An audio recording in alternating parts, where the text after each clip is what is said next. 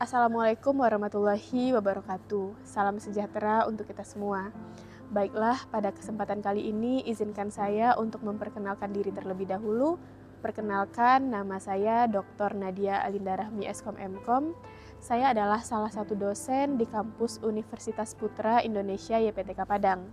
Saya berasal dari Home Base Sistem Informasi Fakultas Ilmu Komputer.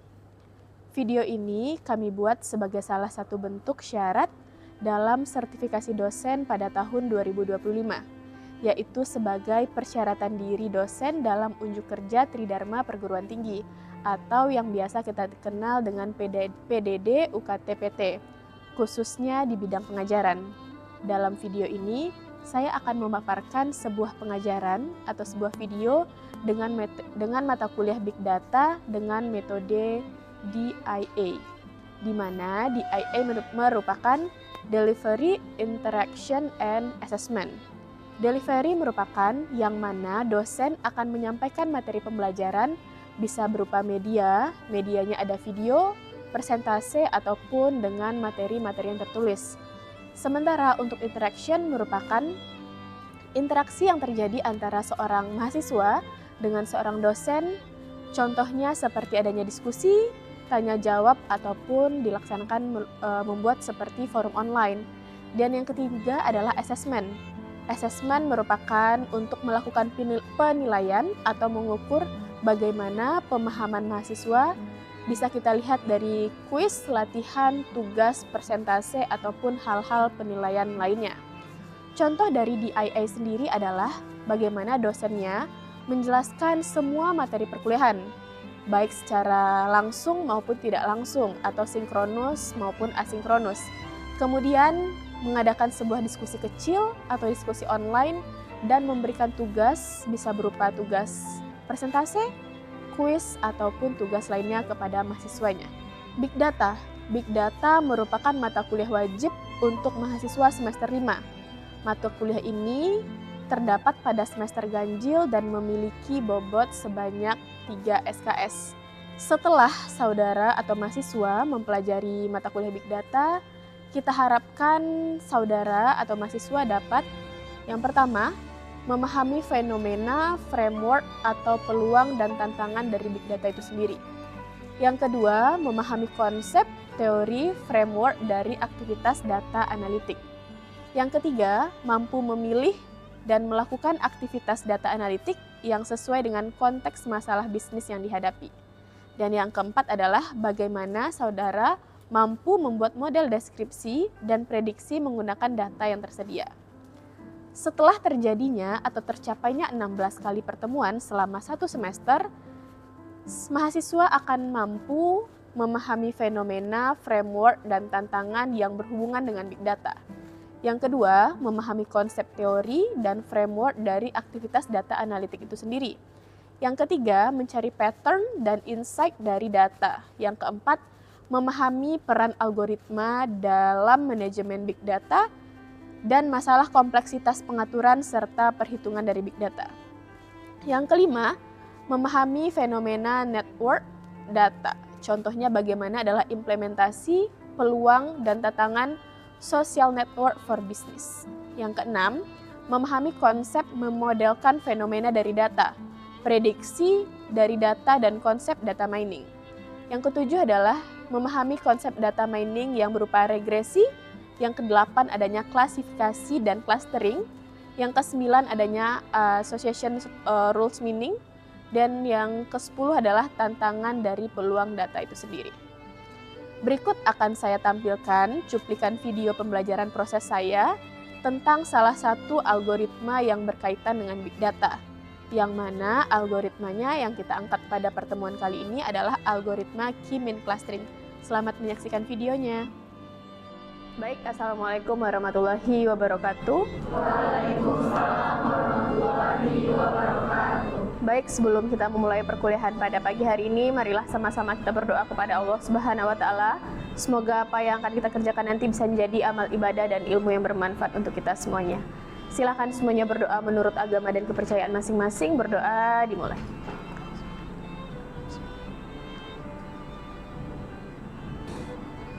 Alhamdulillah, assalatu wassalamu ala asrofil anbiya'i wal mursalin wa ala alihi wa sahbihi rasulillahi ajmain.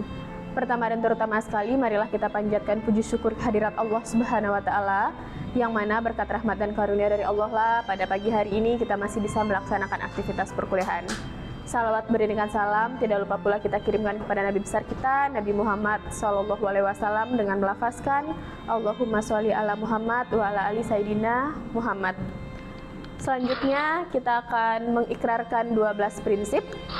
Ada dari saudara semua yang ingin maju ke depan untuk memimpin pembacaan 12 prinsip. Perwakilan kelasnya boleh maju.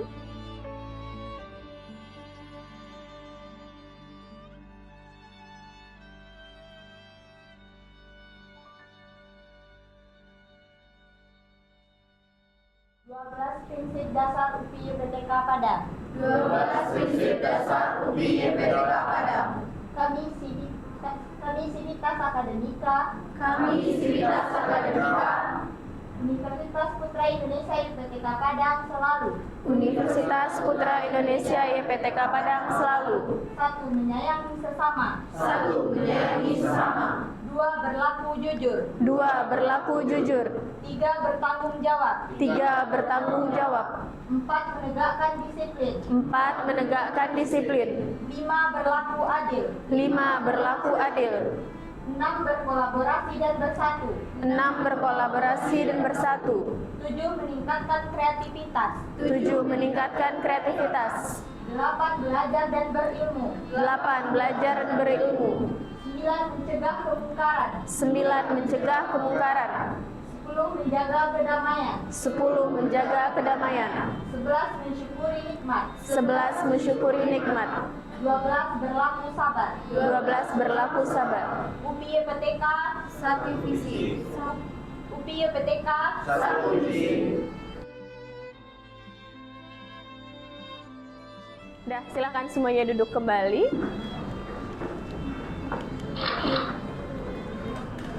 Dah, tadi kita sudah melaksanakan ikrar 12 prinsip.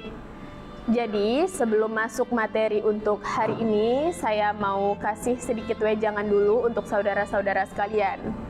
Oleh sebab itu, yang pertama adalah tentang bagaimana strategi saudara bisa mencapai kesuksesan di sebuah universitas. Saudara keluar dari sini pasti goalnya nanti adalah untuk mencari sebuah gelar. Yang mana kenapa saudara mencari gelar? Yang pasti adalah untuk membahagiakan kedua orang tua saudara. Saudara bisa di sini adalah karena orang tua. Jadi tujuan dan niat saudara harus benar-benar jelas.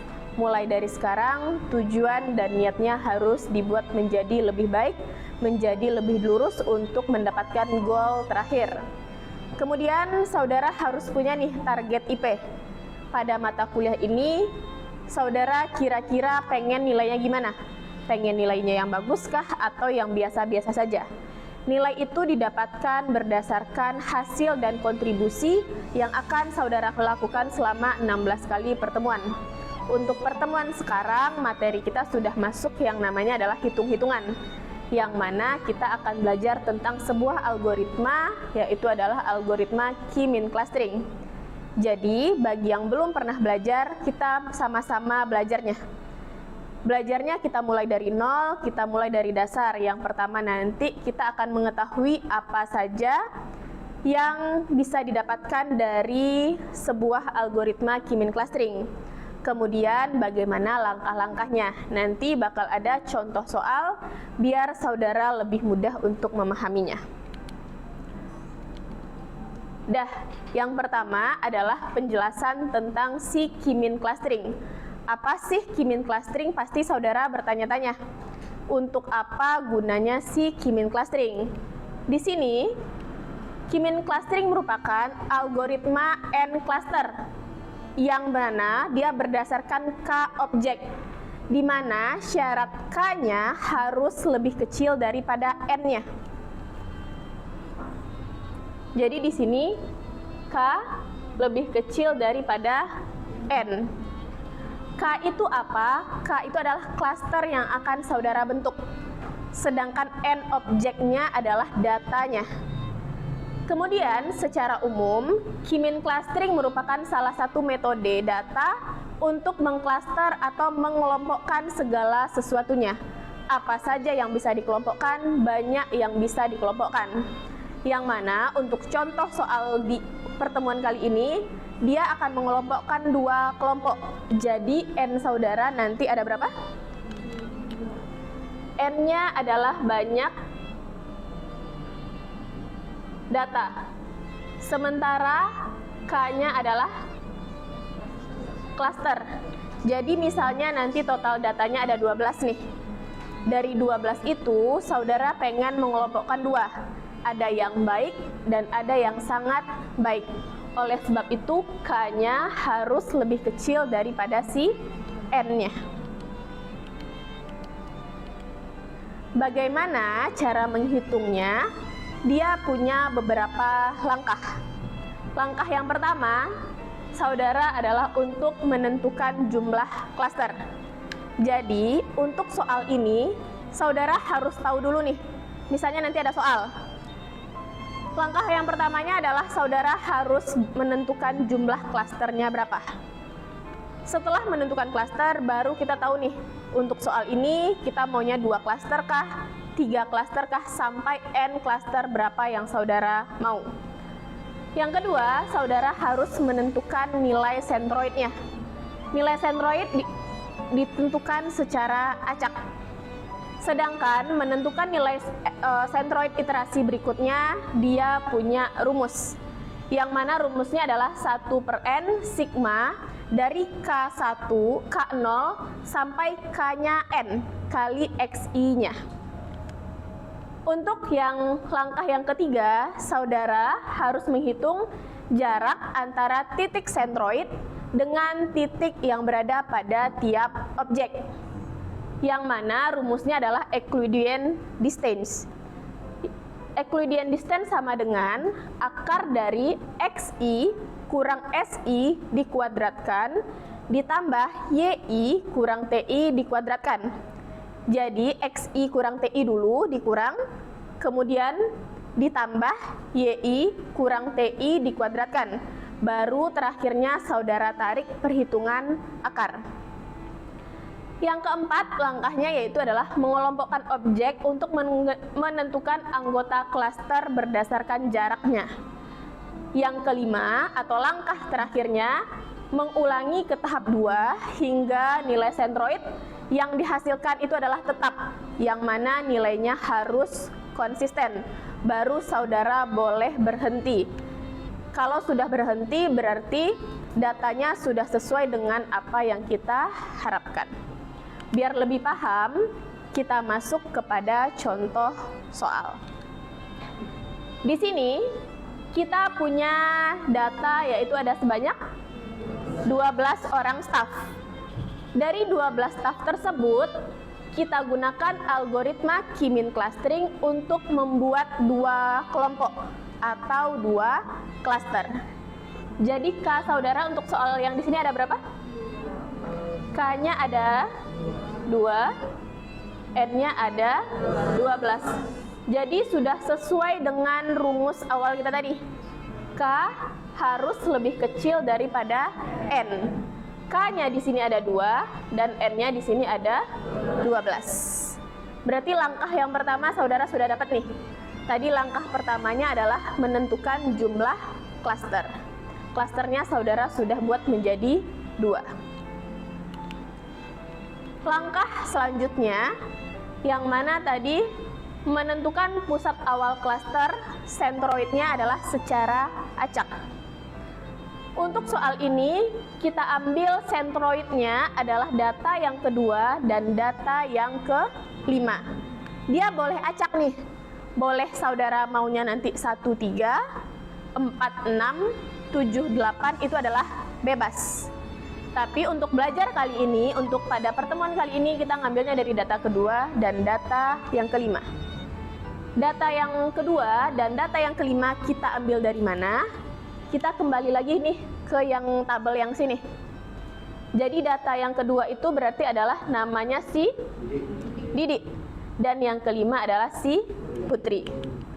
Di sini ada 84, 76, 79, 77, 76, 77, 75, dan 81. Data yang pertama, data kedua, kita jadikan dia sebagai klaster yang pertama. Sementara untuk data yang kelima, kita jadikan dia sebagai klaster yang kedua. Kenapa kita ambilnya dua data? Tadi kan karena kita K-nya adalah 2. Jadi makanya kita ambilnya adalah data yang kedua dan data yang kelima. Kemudian langkah berikutnya, tadi kan ada rumus nih, menghitung jarak pusat klaster. Untuk menghitung jarak, saudara butuh yang tadi namanya adalah Euclidean distance. Yang mana rumusnya adalah XI kurang SI dikuadratkan ditambah YI kurang TI dikuadratkan, kemudian baru ditarik akar. Biar nggak bingung, kita masuk nih ke contoh yang pertama.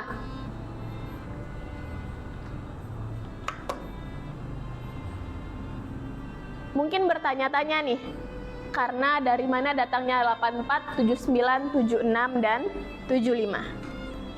Cara mencarinya adalah kita lihat lagi kepada tabel yang sebelumnya. Tadi kan kita mau hitung data pertama, sementara kan klasternya adalah klaster yang kedua.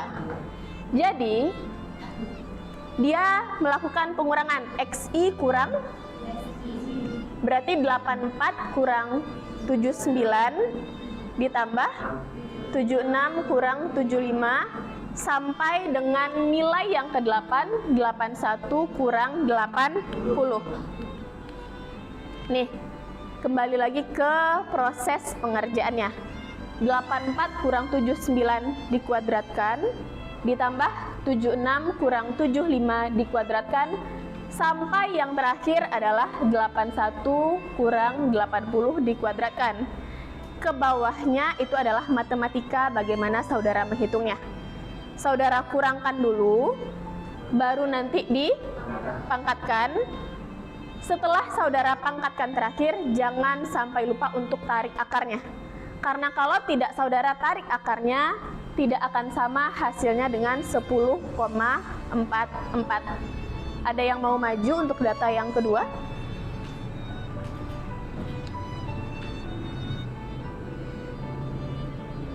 Saudara yang lainnya boleh nyoba sendiri pakai kertas masing-masing untuk bagaimana membuktikan apakah sama hasilnya yang dibuat temannya dengan proses yang telah saudara kerjakan. Nanti kalau ada yang ragu, ada yang komplain, kita boleh angkat tangan untuk diskusi.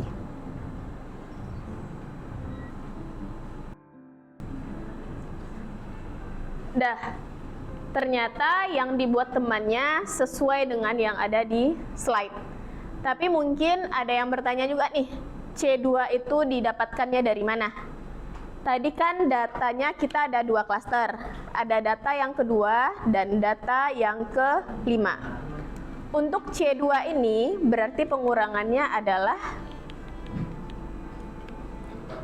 yang data si Putri dengan data si Anis. Tadi kan Didik sama Anis untuk yang C1-nya. Untuk yang C2-nya berarti si Putri dengan si Anis. Makanya dia dapat hasilnya 21,7. Biar lebih pahamnya, ada yang mau maju lagi nggak untuk data yang kedua? Yang mana yaitu adalah menghitung jarak data kedua terhadap pusat klaster. Ada yang mau maju?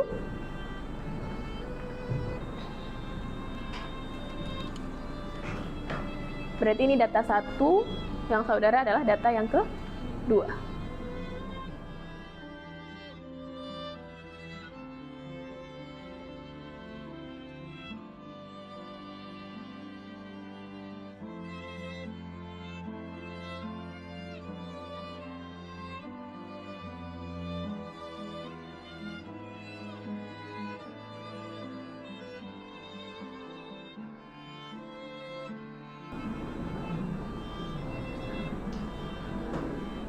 Oke, makasih. temannya yang Salma sudah mengerjakan untuk perbandingan data yang kedua. Kenapa bisa 0? Karena yang dikurangi adalah data kedua dengan data yang kedua. Makanya hasilnya tetap 0. Karena dia kan XI kurang TI dikuadratkan, ditambah YI kurang TI dikuadratkan, baru kemudian tarik akar. Akar 0 kalau ditarik pun dia akan menjadi 0. Dah, kemudian saya sudah menyiapkan nih. Kalau kita nyari di dalam kelas kan cukup panjang nih, yang mana tadi ada 12 data. Dari 12 data, saudara wajib nih yang namanya mencari perhitungan pribadi masing-masing. Nanti di ujian, kalau misalnya ada 12 data, berarti 12 datanya harus saudara hitung secara manual.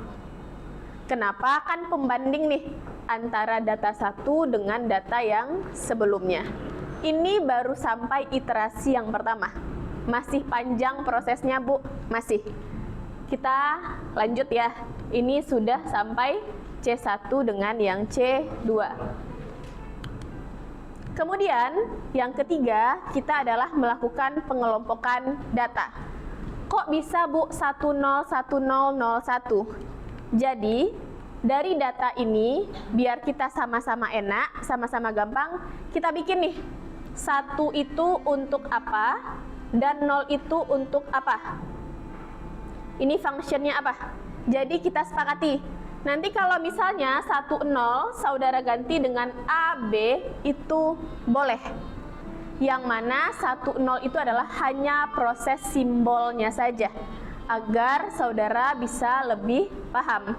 Jadi 1 itu kita buat untuk yang lebih kecil. 1 kita setujui untuk yang kecil. Dan 0 kita setujui untuk yang besar. Jadi kita lihat di slide berikutnya. Nih, antara 10,4 dengan 21,7. Makanya dia adalah 10. Jadi saudara selesaikan sampai dengan data yang ke-12. Dah, untuk menentukan pusat klaster baru, untuk iterasi yang kedua, saudara harus mencari dulu pusat klaster barunya. Bagaimana prosesnya? Yaitu adalah data yang pertama, itu saudara jumlahkan. Dibagi dengan 10. Kenapa 10? Di sini kita lihat 79847875. Didapatkan dari mana? Kita balik lagi ke sini. 79847778 tadi kan? Untuk mencari pusat klaster yang baru. Nanti dibagi dengan 10. Dapatlah C1 yang barunya. Selanjutnya, karena C2 hanya mempunyai 2 anggota, ininya kenapa 10? Karena kita kembali kepada pengelompokan data. C1 itu 10. Datanya adalah data 1, data 2, data 4, 6, 7, 8, sampai dengan data yang ke-12. Yang C2 hanya tinggal pada data yang ketiga dan data yang ke-5. Setelah saudara mendapatkan data yang baru, kemudian saudara ulang lagi nih prosesnya dengan menggunakan jarak Euclidean distance. Jadi dibandingkan lagi nih C1 data yang pertama dengan C1 yang baru dan data yang kedua dengan C2 yang baru. Nanti setelah dapat Euclidean distance-nya lagi, langkah berikutnya tadi apa lagi? Dibuatkan dalam bentuk tabel, yang mana pembanding antara data ke-1 sampai dengan data yang ke-12. Nih, sudah kita buatkan data 1 sampai dengan data yang 12. Setelah itu, setelah pengelompokan tadi apa lagi? Saudara harus bikin lagi pelabelannya. menentukan mana yang 1 dan mana yang 0. Dah, dapat ini lagi nih. Data 1 dan data yang kedua. Setelah hasilnya konsisten, berarti saudara boleh berhenti bekerja. Yang mana iterasi 1 dengan iterasi yang kedua sama, berarti proses saudara berhenti sampai di sini. Tapi kalau iterasinya masih berbeda, berarti saudara harus ngulang lagi yang langkah awal tadi untuk mencari klaster yang baru. Di sini kita dapatkan kesimpulannya bahwa karena anggota sama, berarti pengelompokannya selesai sampai di sini. Kita dapatlah klaster yang pertama, dapatkannya staf 1, 2, 4, 6, 7, 8, 9, 10, 11, dan 12. Sementara untuk klaster yang kedua hanya staf yang ketiga dan staf yang kelima. Tadi kita sepakat klaster yang pertama untuk yang sangat baik dan yang klaster yang kedua kita sepakat dengan yang baik. Jadi untuk proses selanjutnya, kalau misalnya ada 2 klaster, berarti yang baik ini kan masih yang kurang nih. Jadi bisa kita lakukan proses pelatihan, pemberian masukan, nanti kita sampaikan ke atasan untuk memberikan keputusannya. Dah, sampai di sini ada pertanyaan? Kalau tidak ada pertanyaan, nanti bakal kita kasih satu contoh soal yang mana nanti siapa yang dapat boleh maju ke depan. Nanti siapa yang dapat bakal kita kasih poin. Tapi sebelum kita kasih poin yang sekarang, yang namanya ke depan tadi, boleh tunjuk tangan lagi. Nanti sebelum pulang, saudara boleh sampaikan namanya untuk dapatkan poin, biar kita catat untuk menambah nilai dan poin saudara untuk di dalam kelas. Perkuliahan hari ini kita cukupkan sampai di sini. Semoga apa yang telah kita kerjakan tadi bisa menjadi ilmu yang bermanfaat untuk kita semuanya. Sebelum kita tutup, marilah kita ucapkan alhamdulillah bersama-sama dan berdoa menurut agama dan kepercayaan masing-masing. Berdoa dimulai.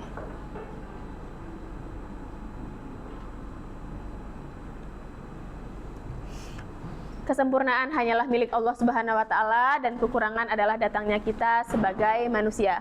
Kita tutup, wabillahi taufik wal hidayah. Assalamualaikum warahmatullahi wabarakatuh. Demikian deskripsi singkat dan cuplikan proses pembelajaran dari kami dengan mata kuliah Big Data. Semoga dapat memberikan gambaran terkait dengan proses pengajaran yang telah saya lakukan selama ini.